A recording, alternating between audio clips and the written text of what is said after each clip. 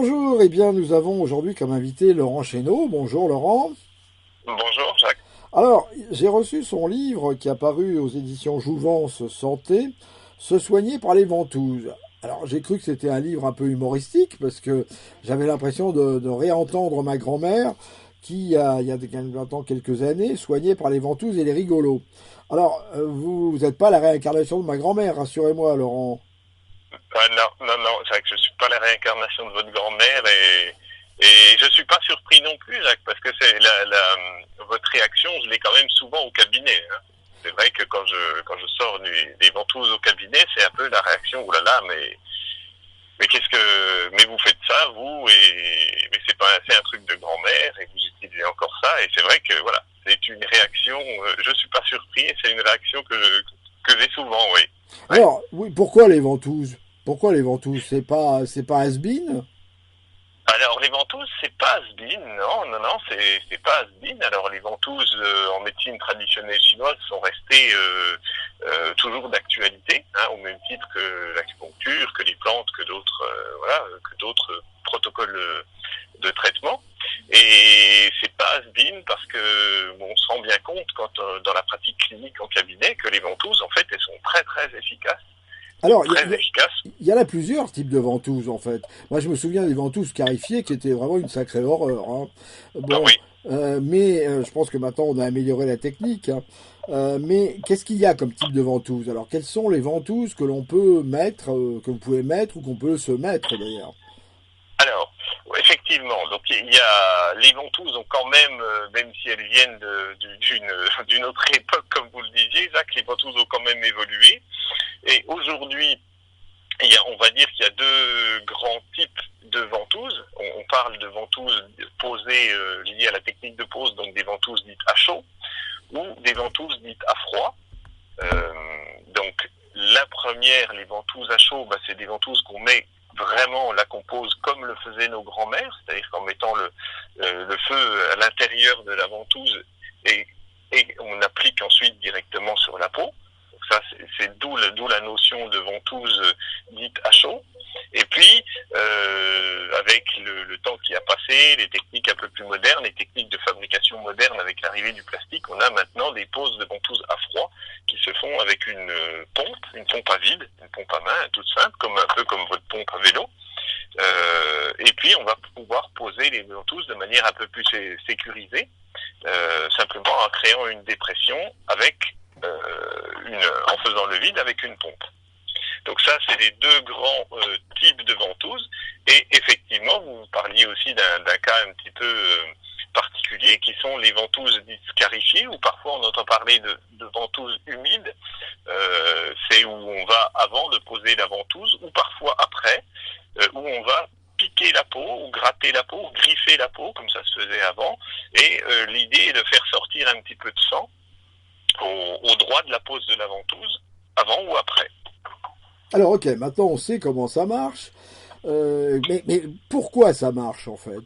Quel est le phénomène qui fait qu'une ventouse, ça sert à quelque chose et c'est pas uniquement pour faire bien? Ah, alors, il y a beaucoup de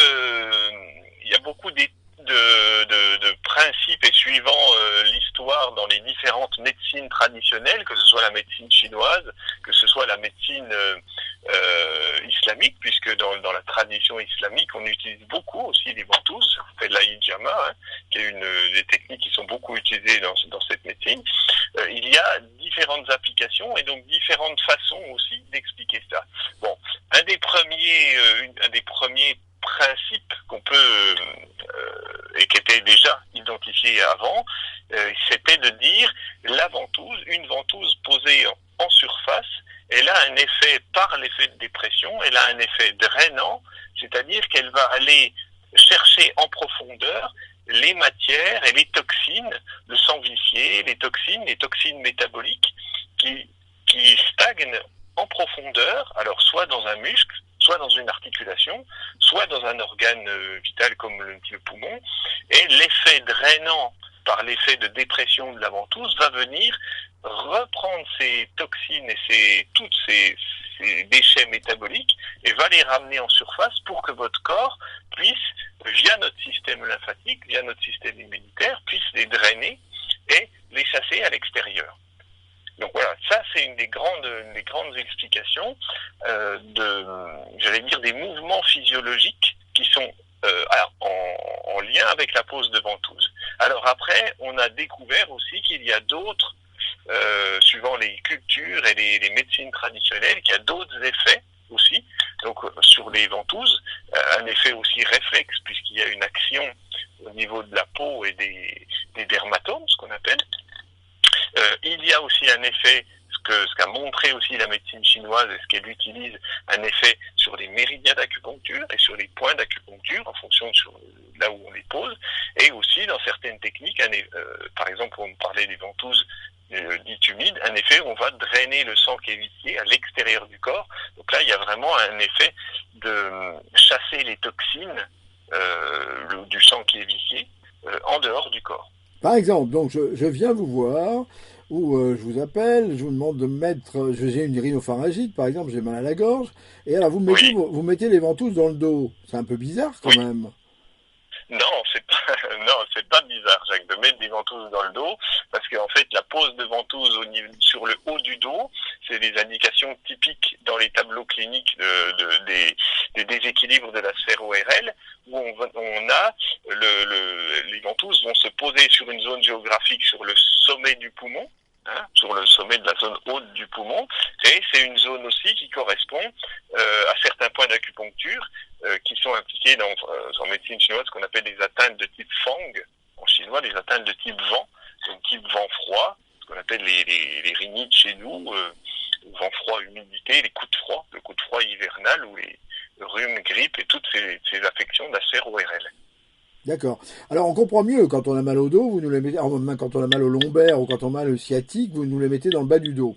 Bon, ça on le comprend mieux. Alors, mais est-ce qu'il y a des contre-indications à la pose de ventouse ou est-ce qu'il y a des mauvaises indications?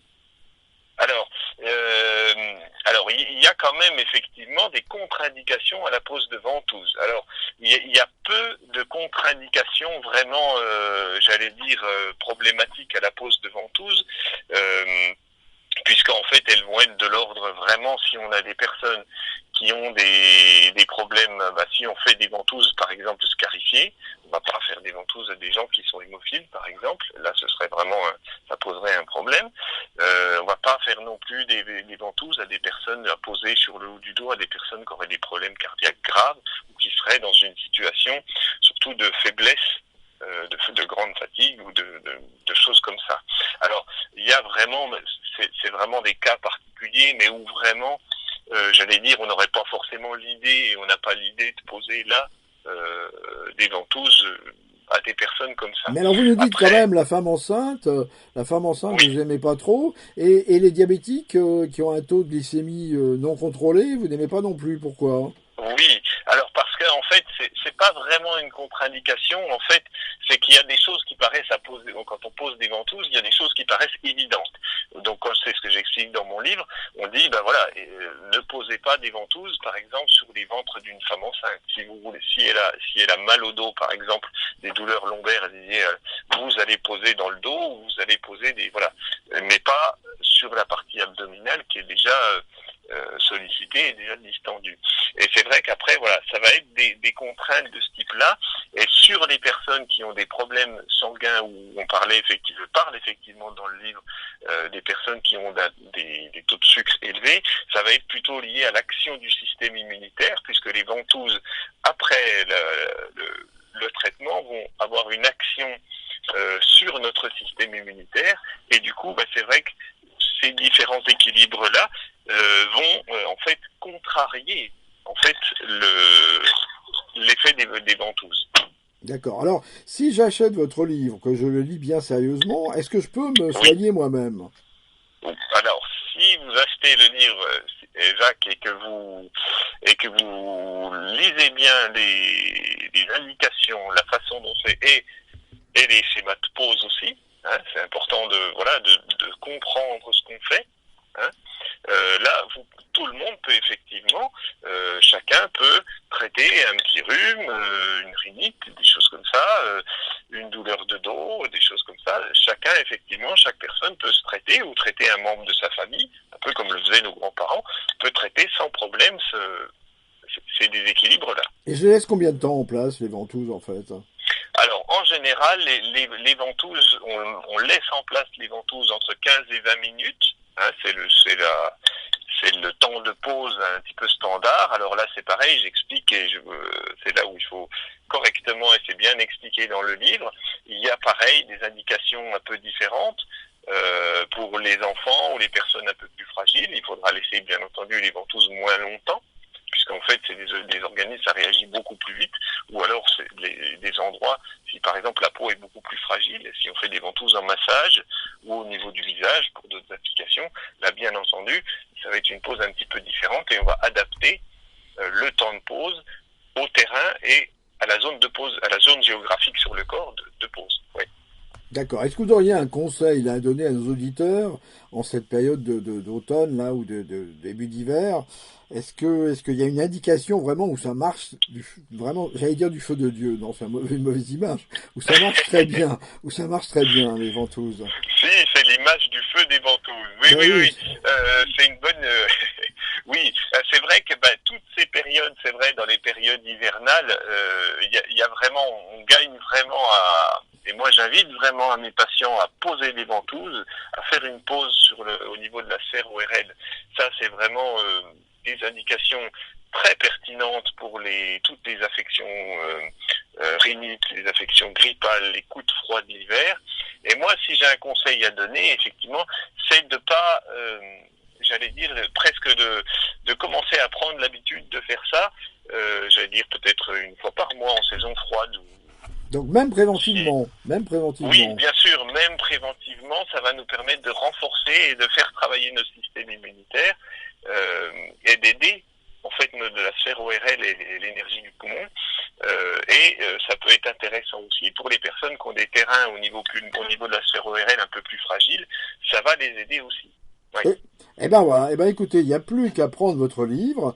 Je vous rappelle que vous, Laurent Chéneau, vous êtes en plus, on l'a senti dans votre interview, vous êtes médecin traditionnaliste chinois, enfin vous connaissez bien la médecine traditionnelle chinoise, hein, puisque vous utilisez le méridien. Donc Laurent Chéneau, le livre s'appelle Se soigner par les ventouses, débuter cette pratique de façon simple et efficace, vous voyez, il nous conseille donc de le faire nous-mêmes, aux éditions Jouvence, Santé. Eh bien, et puis on peut même dire, pour être complet, d'ailleurs c'est vous qui le citez, il y a un site internet qui s'appelle médecinedesventouses.fr et il y a votre propre site qui s'appelle santé3trésors.com. Voilà. C'est quoi les 3 trésors? C'est les 3 trésors de la santé qui correspondent à la médecine traditionnelle chinoise. C'est le qi, ce que les Chinois appelaient l'énergie, le tsing,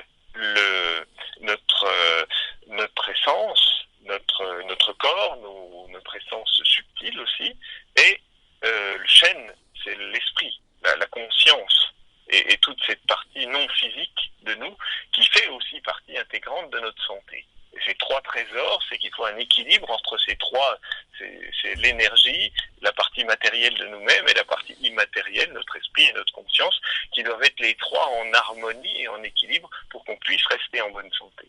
Eh ben écoutez, je vais vous avouer, j'espère que je vais retrouver les ventouses de ma grand-mère ou les ventouses que m'avait donné un patient au tout début d'exercice en me disant moi ça me sert plus, il avait tort, je crois. Voilà, je vais avoir un autre regard sur les ventouses grâce à vous. Merci beaucoup Laurent Chéneau. À bientôt. Merci beaucoup Jacques. Merci à vous, au revoir.